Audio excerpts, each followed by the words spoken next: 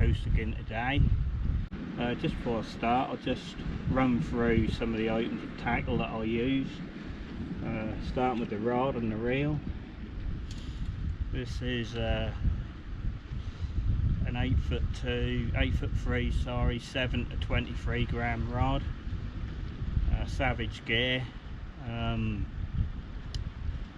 This rod is no longer in production. It's the MPP. I think they might still have an updated version of it, but I don't think the range is as big as what it was when this rod was out, and the graphics on it have changed slightly. I like the longer length, 8 foot, because you can hang out over the edges of the rocks a bit better. You got that bit more longer reach, which is handy fishing off the rocks. The white tip, I actually painted that on with a satin white enamel paint. Just shows up a little bit better, because sometimes I would use this rod for very light ledgering, small weights, small baits, and it just gives you that little bit of extra visibility on the tip. And if you wish to fish into the dark, it shows up nice with a head torch as well. So it's just a little thing that I like. I like the foam handles rather than the cork. I think they're easier to keep clean, and although I always clean and dry my rods off every time, especially using them in salt water, clean them with fresh water, unlike cork, which you have to thoroughly dry out before you put them away. This is a bit more user friendly, I think. The reel is a little Shimano Stratic 2500. This is one of the later versions. They do two. This is the all alloy one. They do a composite one as well. Lovely little reel, really smooth. Ideal size for this rod. On there I have 13-pound Jig Master braid by Fox. I'm not sure if they still make that or not. As with a lot of things, they're only around for a year or two and then they get discontinued and something else comes out. Onto the braid, always have a fluorocarbon leader, about 4 feet, something like that. That's 10-pound break and strain, and on the end of that is a tiny little clip, just for clipping the lures on and off. It makes it a lot easier. And I always carry a net. You don't see a lot of people doing this,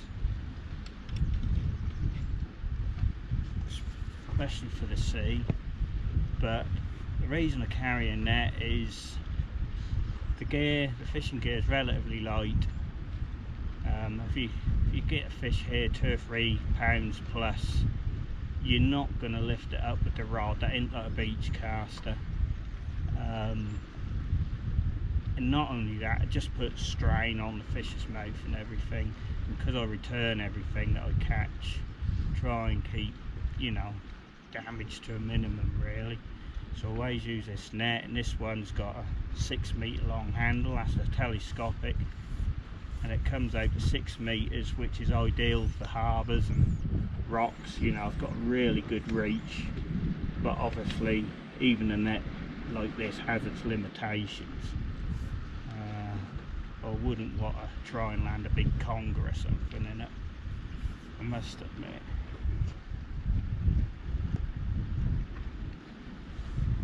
Tackle bag,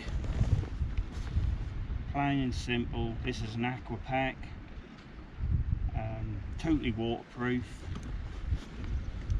And the reason I choose a bag like this is because there's actually no metal on it to corrode. There's no zips. Well, there is zips inside, but obviously that's not going to get subjected to salt water. But it's a simple roll and clip system, new zips to corrode, a couple of outside pockets for bottles, and a little rubber thing to attach things here. That's a little seat that I bring with me. That's a little seat mat, what you can get from any camping store. They're handy if you just want to kneel down or plonk your backside down somewhere to have a break. There's a couple of tags here for clipping things too. Big forceps, and there's a carry handle here, and I have a carabiner. That's the only bit of metal really attached to the bag, and you can get them from most camping places, and that's just handy for what I clip something else to, like a little waterproof coat in a stuffed sack or something. It's just a handy little thing to have. And that's about it really. Better get my stuff together and start fishing to see if I can catch it.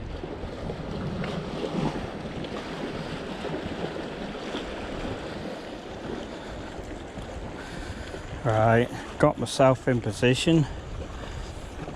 I was a bit curious on this ledge, so I've decided to chest mount the camera. It's probably safer there than anywhere else, as I'm on a ledge that's not the most room on it. So just give the first cast and see if there's anything about. The tide is still well down at the moment, but I have caught when that's been low before, so it's on its way in. But I think the high tide's around 3:30, something like that.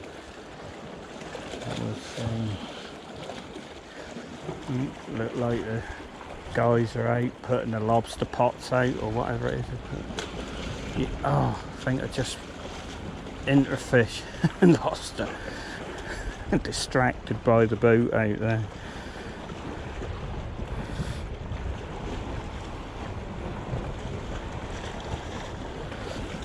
If it was a take, that's an encouraging start.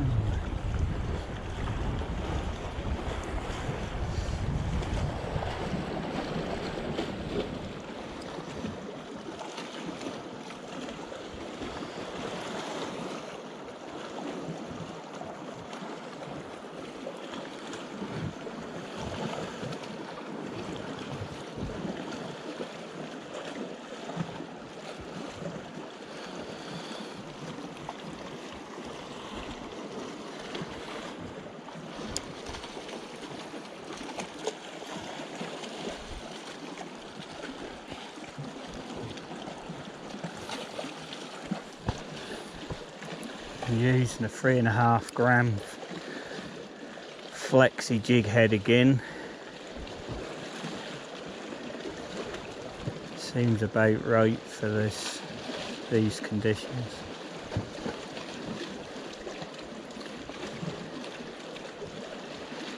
Surprising how light you can go in the sea actually. Especially with the fine diameter lines like the braid and that, you haven't got the tide and the current pushing on the line like when you're fishing the real heavy gear, so therefore you can use less weight. Oh, and we're in. It's a wrasse.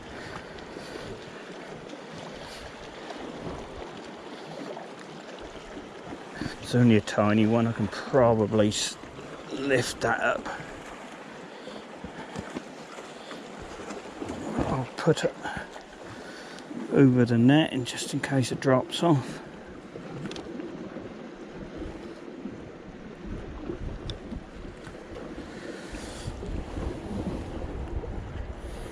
Well, it's first fish today.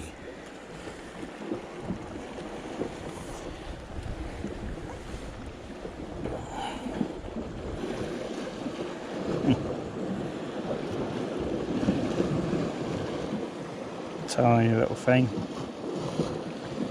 Hold it over the net because I have a habit of flipping and then they end up on the rocks.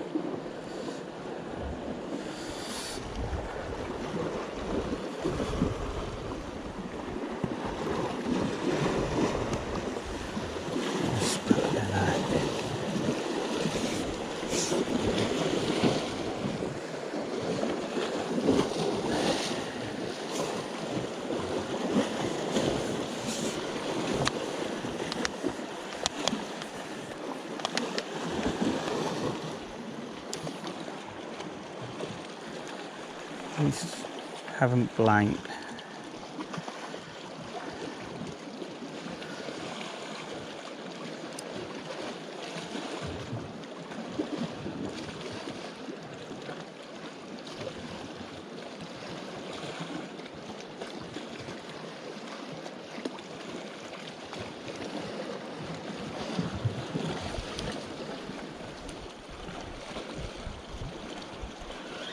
Oh yes, well this feels a bit better.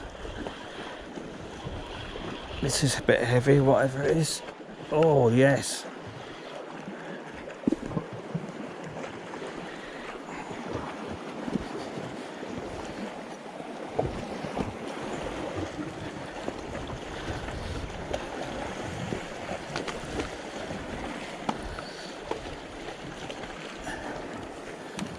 See, and that's the advantage of this long net. Well, it's not a huge wrasse. You really wouldn't want to be trying to lift that up.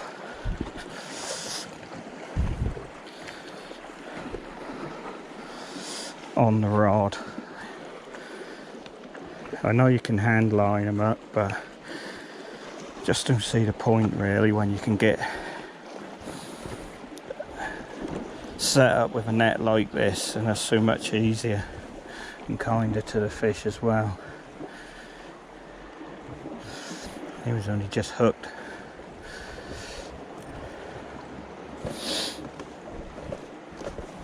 Right, let's see if we can get a look at him.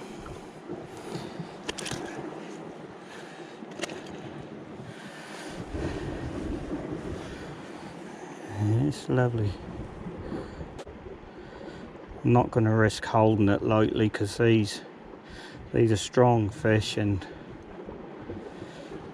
they wriggle and you end up dropping them.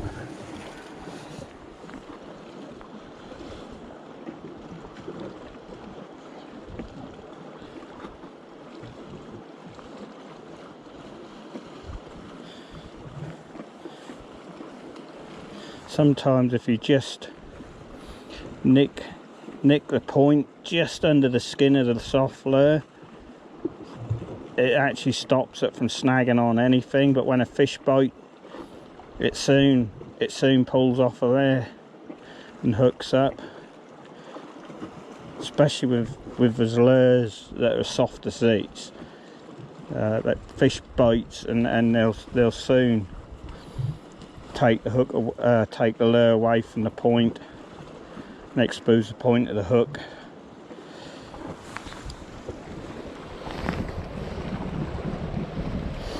I think there must be a few wrasse down in this spot because I'm getting bites most casts. So I think there's quite a lot of small ones. Oh, straight away. This is a bit better again. Not huge, but not one of them real tiny things.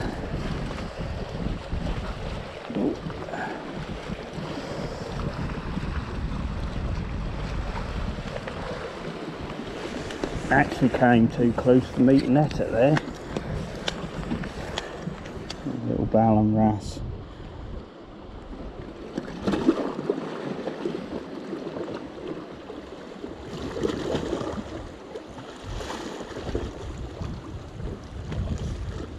Well, that's a change. A little pollock.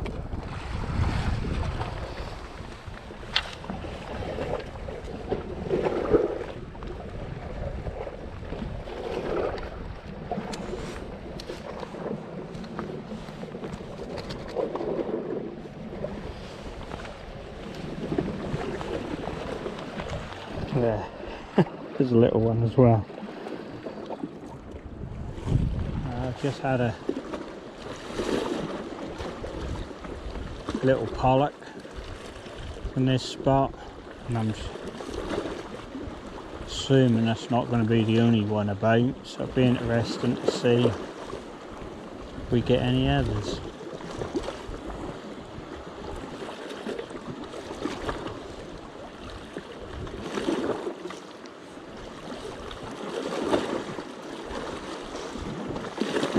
Ah, well, whatever that was, I've just missed.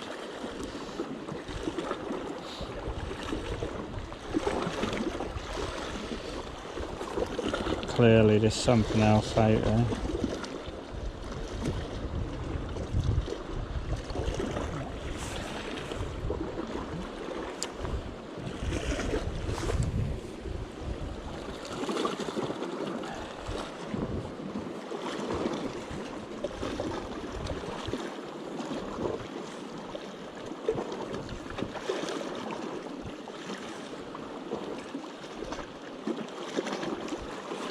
Oh, no. Oh, it's getting down in them rocks, whatever this is. Oh, it's a better wrasse. That's a better wrasse.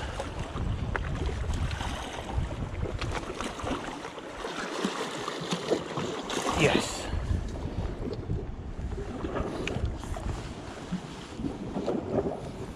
There. Lovely looking fish.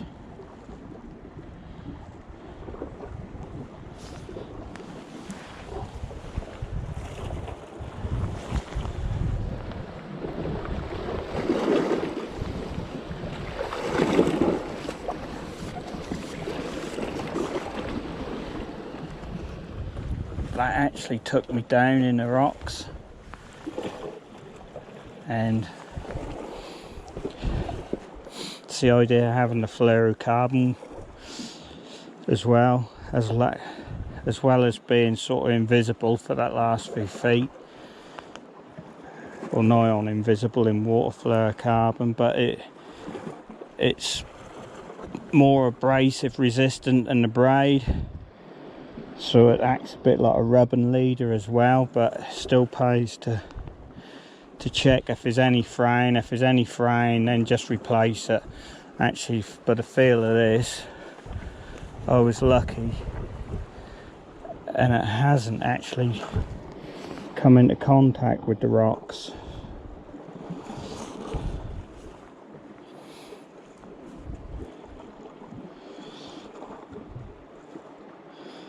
Well, beans had that nice wrasse. I'll give it a few more casts here. See what else is about. Well, I've replaced my leader and I've moved to a different spot. This spot's been pretty good in the past as well. Hopefully we'll get a few bites here.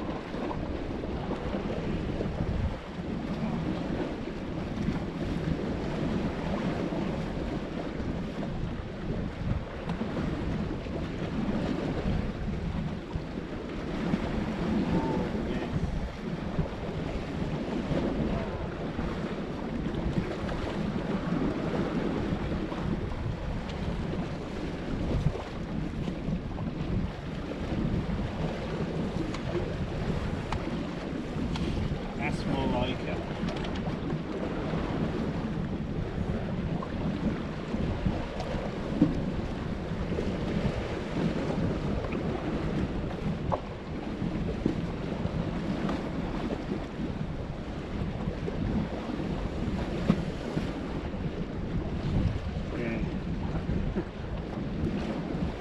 What we came for. Biggest one today anyway, so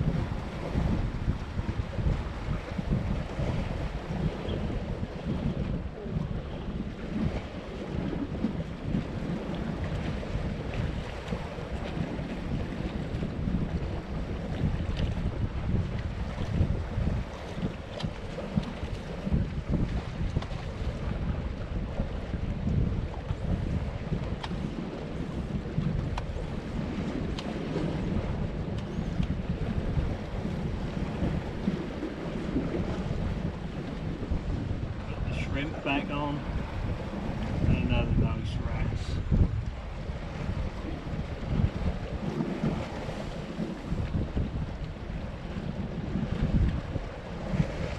This one looks.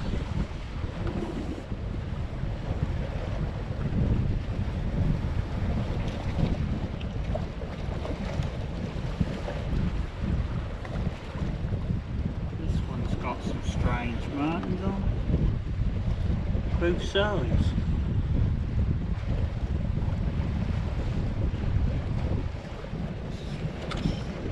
Line going down there, I've never seen that before. This one.